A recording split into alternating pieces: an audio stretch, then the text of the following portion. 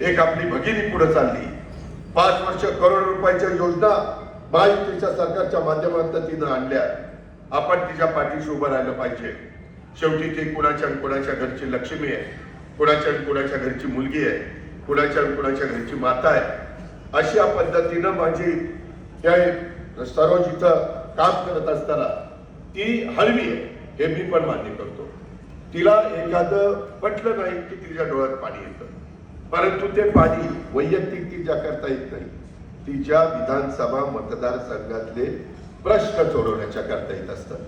ती माझ्याशी पण कधी कधी भांडते, दादा माझी पहिली टर्म होती, तुम्ही मला मदत केली पाहिजे. ज्या वेळेस आली त्या वेळेस मोठ्या भावाच्या नात्याने माझ्या धाकट्या बहिणीला मी कधी त्या ठिकाणी नाराज केलं नाही, नाराज करण्याचा प्रयत्न देखील केला नाही. हे आपण सगळेजण बघता.